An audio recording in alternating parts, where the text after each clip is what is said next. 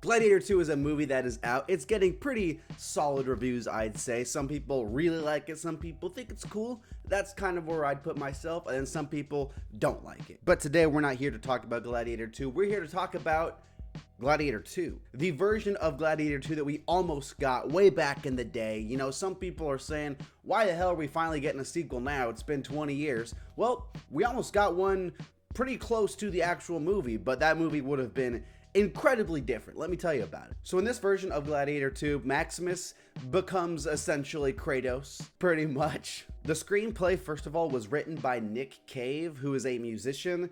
Kind of like odd.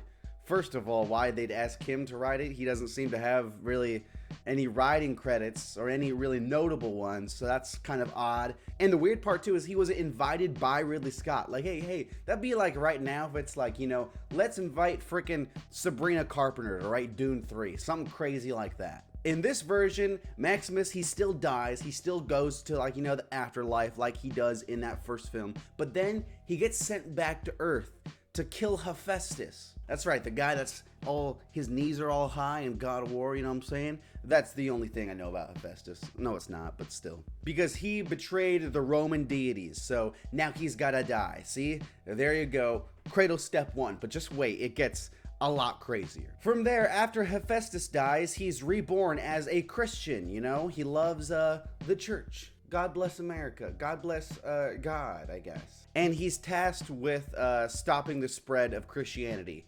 because it's bad for some reason in this version. I don't know. From there, just wait until you hear how this one ends. From after, you know, Hephaestus is dead and Christianity has been defeated, has been, you know, put in the ground once and for all, the greatest villain of our generation, Christians. Maximus is cursed to live for eternity, right? So from there, he serves in, you know, World War II. He's out there fighting Hitler, probably one of the Inglorious Bastards. He fights in Vietnam, all these other wars. We see all this stuff. We see Maximus fighting. He's back in Nam, you know, he's there. And then it ends with him working at the Pentagon in America in the modern day. Wow, dude, wow. Okay, so first of all, absolutely insane premise to start, right? If you hear this and then you watch Gladiator 2, I think it kind of puts into perspective Gladiator 2. It's like, okay, at least we went the right direction. You know, at least we were like, you know, let's keep it realistic. Imagine if, you know, this version, the Paul Mescal version, wasn't made and it's like, oh, Gladiator 2, what happens? He fights in Vietnam.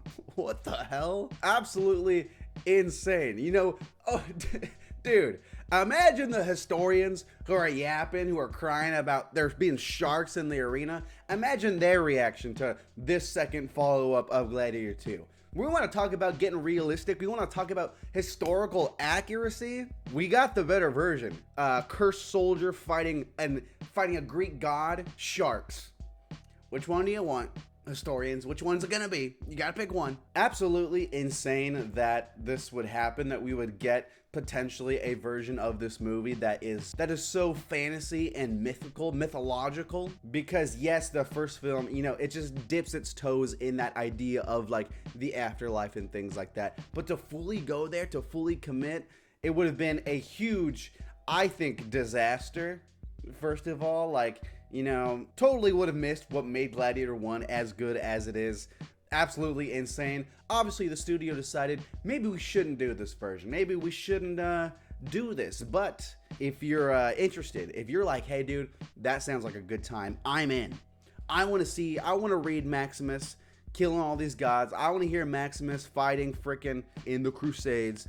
The script's available to read online, so you can check it out. I haven't read it, but it's there if you want to do that with your time. So there's that. What do you think? Do you think this would have been a lot better than the version of Gladiator 2 that we got? Are you happy we went with this more grounded, real route? Even though the sharks, ignore the sharks. Aside from the sharks, it's a more realistic version, okay? Thanks so much for watching, though. That's my video. I make new videos every single day. Hit subscribe. I'll talk to you later. And yes, Merry Christmas season, everyone. Hello. Hooray. Hooray.